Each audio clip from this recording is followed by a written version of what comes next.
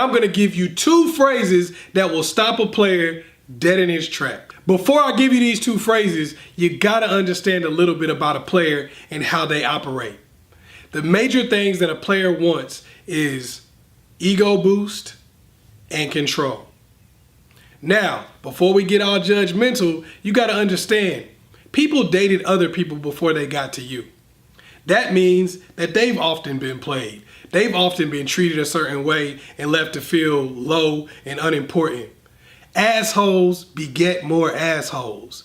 The reason why they may be treating you how they are treating you is because they've been done that way in the past. Let's keep it real. We all like to do this battle of the sexes things, but there are assholes in both sexes, and they create more assholes, period. All right? So that's what you got to think about first, is that it's about ego and it's about a sense of control. And that's generally coming from the fact that they felt a lack of control in other relationships. So keep that in mind while I'm telling you these 2 phrases. The first phrase you want to hit them with, we're just friends. Now, I told you it's about ego, right? So when you say we're just friends, you're putting him in the friend zone. And I don't care what any guy says, there's no greater blow to your ego than being put in the friend zone. Anyone tells you differently is lying. I do consultations for men also. And never once have I had a guy come to me and say, could you please tell me how to get in the friend zone? It's a huge blow to the ego to be put in the friend zone. When a guy is playing this hot and cold game, you know, coming in and coming out of your life, freezing you out and all these kind of things, a lot of times he wants that ego stroke. He wants that ego boost from you. So basically, when he does that whole, what's up, girl? My bad, I ain't hollered at you in so long. He's expecting you to get upset. He's expecting you to profess your love to him. This way, you're stroking his ego. You're making him feel good about himself. You're making him feel like he's the man. But when you respond with, well, we're just friends, I don't need to talk to my friends every day. Now he has a totally different feeling. Because no matter how he wants to try to play it with his ego, he still has to think in the back of his mind, is she putting me in the friend zone?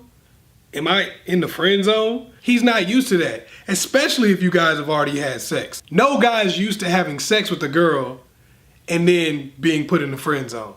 That generally just doesn't happen. So when you put them in the friend zone in that way, you're crushing their ego. Now, how does that help you? When you crush someone's ego who's trying to play you, who's looking for an ego boost, they're going to try to get it back. The whole point was to get their ego stroked, and you crushed it.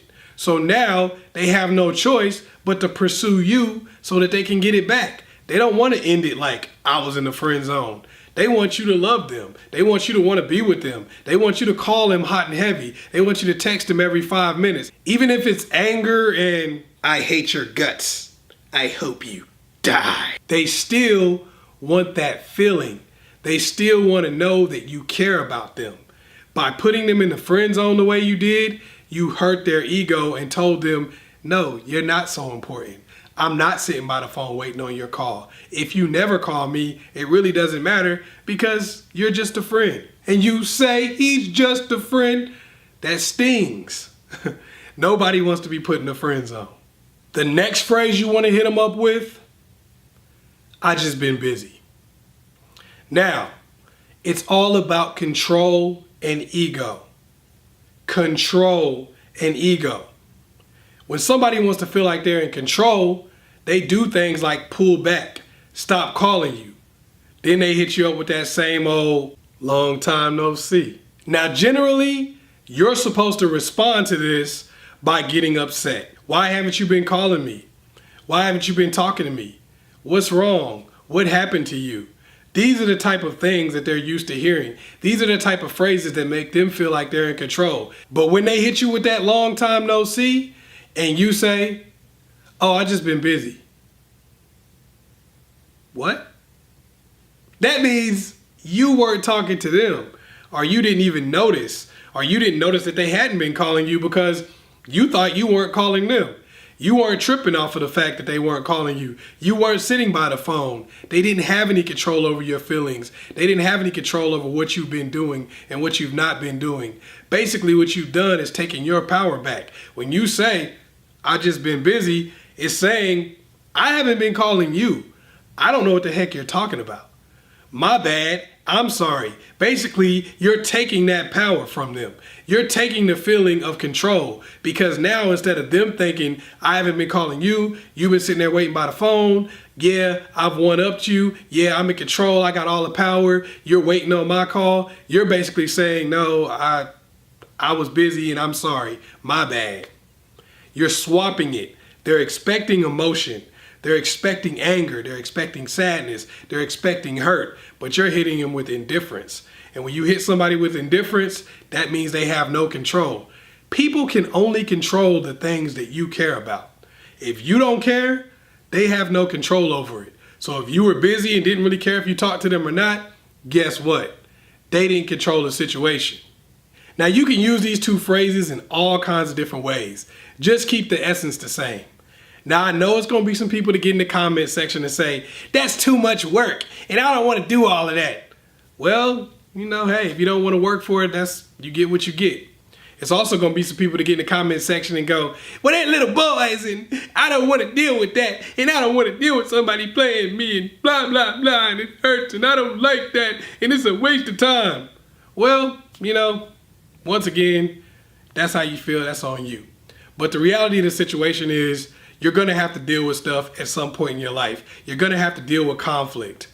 Nobody's perfect. You're not going to find some dude that's going to fall out of the sky for you like raindrops and then the rest of your life just be perfect. You never have to deal with insecurities. You never have to deal with somebody's past and the things they've been through.